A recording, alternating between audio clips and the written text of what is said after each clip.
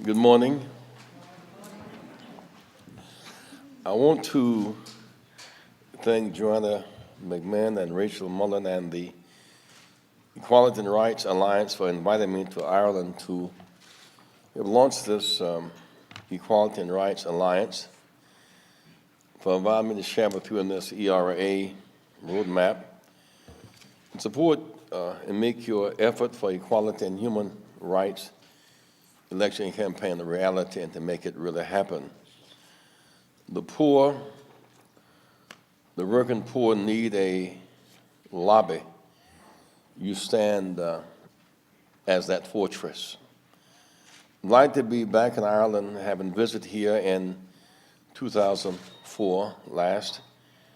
The Celtic Tiger was roaring, making Ireland the second most prosperous nation in Europe. But the Celtic Tiger has lost its teeth, its economic, manufacturing, clawing power, in part driven by too much bank concentration and without regulation and oversight. No nation has escaped the global economic crisis and the virtual collapse of Ireland's economy. We've globalized capital and exploited cheap labor, often trading off the power of tyrants over democracy, leaving us with false security as we've just seen in Egypt, Tunisia, and South Africa. These trade-offs often undermine the middle class in too many nations. They export jobs and manufacturing and undermine housing construction. While we are continents apart and divided by oceans, we're bound together, linked by the similarities between our common struggles against oppression, even genealogy and family lines. My own family lineage through my mother and father finds its way back to Ireland. It was reported my great-grandfather was an Irish plantation owner, was sheriff of Greenville County before the Civil War. Many African Americans have roots in Ireland. If Alex Haley, author of The Roots, traced his family through his father's side, he would have ended up in Ireland. So in a real way, we are members of the same human family, making the real choices to advance the cause of equality and freedom. But in a deeper way, the Irish and African American struggles for equality and freedom from oppression are intricately linked. Great African American scholars and activists committed to justice commented on these patterns of parallels between Irish and American slave experiences.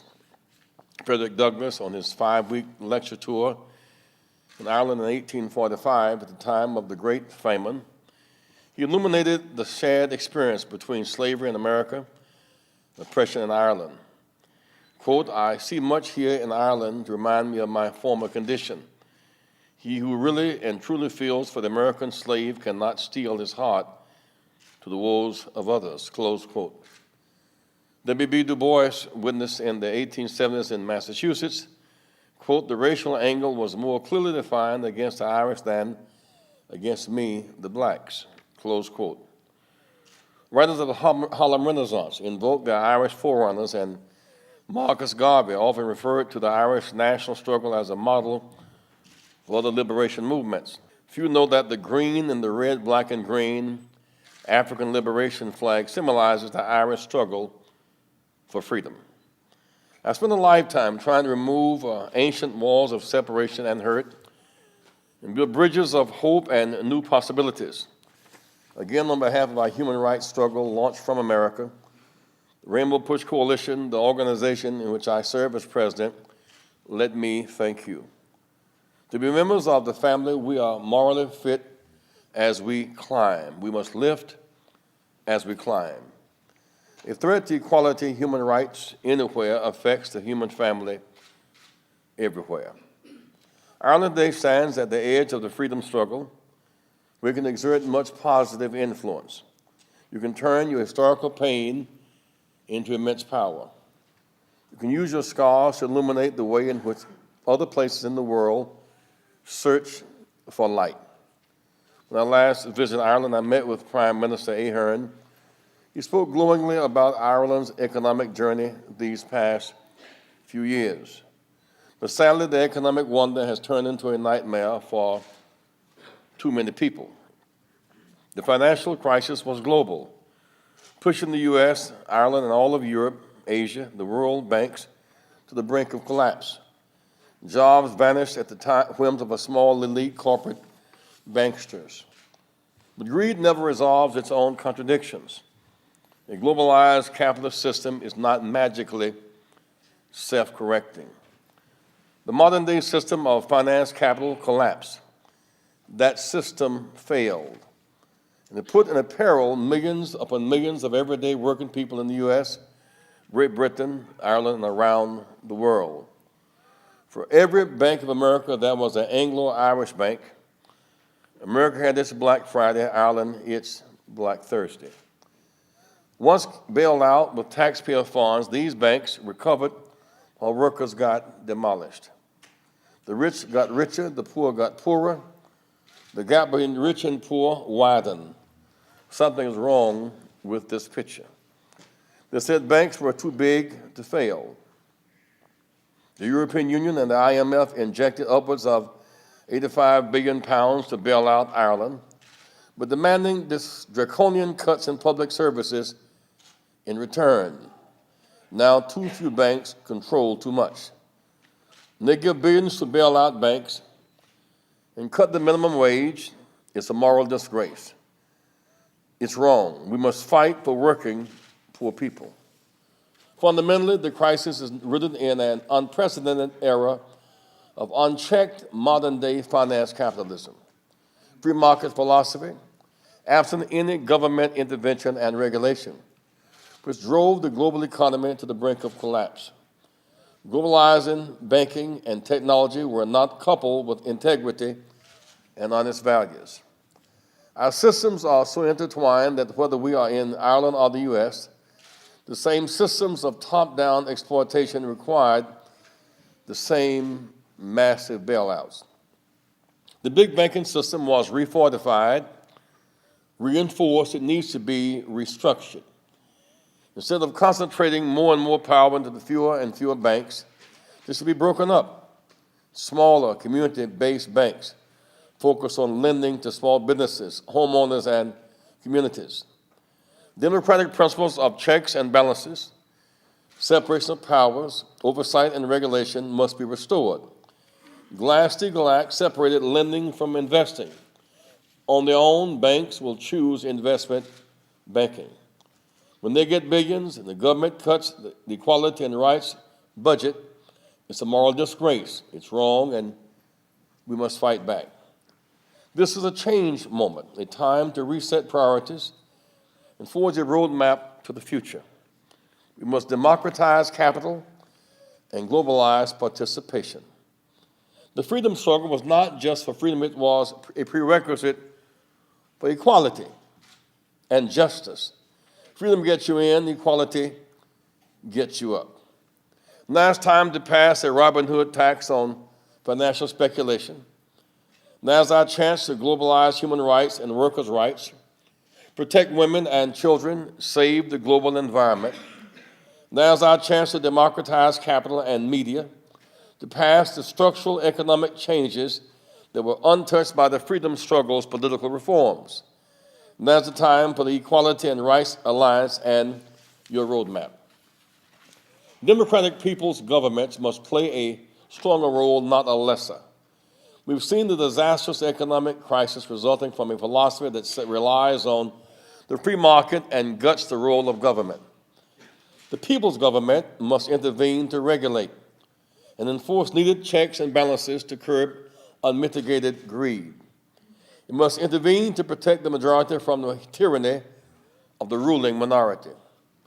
Democratic governments must set policies that preserve economic security and equity in our homes and pensions, to protect jobs, to protect and provide health care. They must advocate the equality and promote democratic and just values, protect our environment through prompt attention to curbing global warming. My friends here in Ireland, now's the time to make equality a centerpiece of the national election debate. To vote equality February 25th, to, as you say in your roadmap, take the practical steps required to envision and build a new generation, equality and human rights and infrastructure, to make the fulfillment of equality and rights not just at a wishful or ethereal goal, but an investment strategy to work our way out and up out of this economic recession and of consolidating our future. No one can be left behind. Equality for all is critical to build a sustainable future for Ireland. Your campaigns leading up to the national elections February 25th are critical. Collectively, ERA and the 160 organizations and activists and trade unions in your coalition are the change agents of a new Ireland. You have the power to determine the way forward for Ireland, to empower Ireland as part of the global fight for equality. As Dr. King would write, where do we go from here? The power is in your hands. You must seize this time. I congratulate the ERA for standing up to cutbacks, formulating your roadmap to equality and creating a vote equality and human rights agenda for this month's national election. You stand in a moral tradition of refusing to submit to degradation, humiliation, and oppression. We see that resistance blooming all around the globe today, from Egypt to Ireland, from Tunisia to the USA. We need democratic governments and economic systems that bridge the gap between the rich and poor, to defend and expand equality, civil and human rights at home and abroad. We saw it in the segregated South. But some 50 years ago, I was first arrested with 7 classmates for nonviolent and civil disobedience. We were simply trying to use a public library in my hometown of Greenville, South Carolina. We saw it on Bloody Sunday, 45 years ago, where attack dogs and fire hoses were unleashed on people marching across Independence Bridge in Selma, Alabama. But these were not merely symbolic struggles for freedom and equality. They led to structural changes. We changed hearts and minds, but ultimately we changed the laws. The historic Voting Rights March from Selma to Montgomery led to the enactment of the Voting Rights Act of 1965, the Civil Rights Act of 64, and later the Fair Housing Act of 68. The same equality infrastructure, a set of regulations and laws that are enforced is needed in Ireland just as we need it in America. The budget is a moral document. The budget is a moral document. Today we are free, but not equal. Today we are caught in a global economic crisis. We have globalized capital. We have not globalized human rights. We have not globalized workers' rights. We have not globalized rights for women, for children, and environmental protections. Let me give you an example. Why do African Americans do so well on the athletic field? We excel in basketball and football and golf, tennis, and track. Why and how? When the playing field is even, the rules are public, the goals are clear, and the referee is fair, we can win. Yesterday, when Ireland played France in the rugby match, the winner left with honor, the loser lost no dignity, because there was an inherent sense of justice on the field. The playing field was even. The rule was public. The goals were clear. The referees were fair. Given my experiences and work with Dr. King as he built bridges over chasms in our own country, I'm anxious to work with all parties in Ireland. Appeal to you. Don't miss this moment. Justice delayed is justice denied. Don't let opportunity deteriorate by missing the moment. People of faith must fight these battles. We must follow our faith rooted in the admonition, faith without works of humane value is dead. The character of the Christian faith is measured by how you treat the least of these. The very mission of Jesus was expressed in his declaration. I'm anointed to preach the gospel, the good news to the poor,